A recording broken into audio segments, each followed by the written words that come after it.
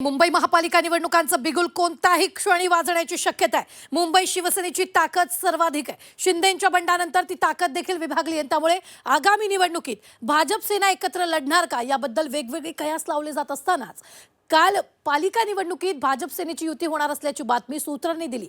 पण या युतीत राष्ट्रवादीला सोबत घेण्यास मात्र दोन्ही पक्ष फारसे अनुकूल नाहीयेत।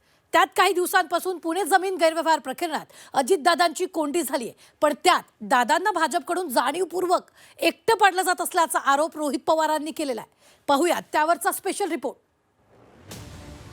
मुंबई महापालिका निवडणुकांचं बिगुल कोणत्याही क्षणी वाजण्याची शक्यता आहे। मुंबई शिवसेनेची ताकद सर्वाधिक आहे। शिंदेंच्या बंडानंतर ती ताकद देखील विभागली आहे। त्यामुळे आगामी निवडणुकीत भाजप सेना एकत्र लढणार का याबद्दल वेगवेगळे कयास लावले जात असतानाच पालिका निवडणुकीत भाजप सेनेची युती होणार असल्याची बातमी काल सूत्रांनी दिली।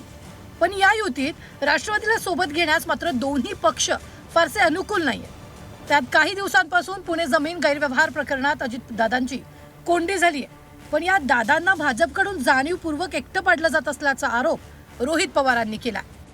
आज अजितदादांना एकटं पाडलं जात असावं, उद्या जाऊन एकनाथ शिंदे साहेबांना एकटं पाडलं जाईल। मुंबई महानगरपालिकेचं इलेक्शन झाल्यानंतर आकडेवारी ही बघितली जाईल।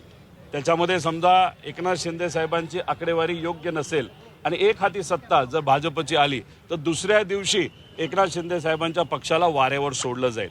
फक्त मुंबई महानगरपालिकेचं इलेक्शन असल्यामुळेच एकनाथ शिंदे साहेबांना अजूनपर्यंत हात त्या ठिकाणी लावला गेला नाही।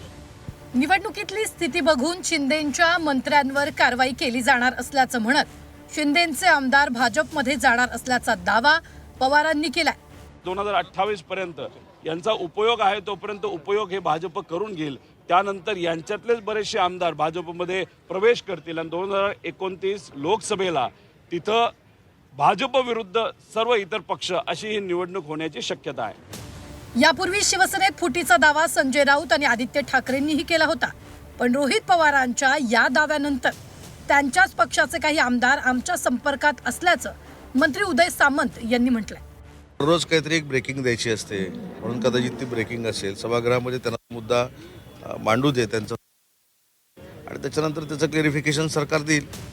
तर दुसरीकडे निवडणुकीच्या आधी असो की नंतर महायुती म्हणून आम्ही एकत्रच राहणार असं दरेकरांनी सांगितलंय। तर भाजप नेते गोपीचंद पडळकरांनी रोहित पवारांचा शेलक्या भाषेत समाचार घेतलाय।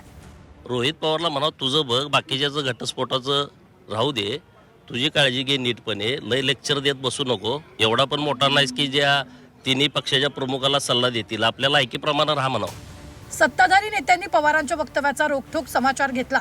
पण निवडणुकीचं घोडं मैदान आता फार दूर नाहीये। महापालिका निवडणुकीत कुणाची युती होते आणि कुणात कुस्ती होते हे थोड्याच दिवसात स्पष्ट होणार आहे। पण महायुतीत मिठाचा खडा टाकण्याचं काम मात्र रोहित पवारांनी केलंय हे नक्की। ब्युरो रिपोर्ट, झी 24 तास, मुंबई।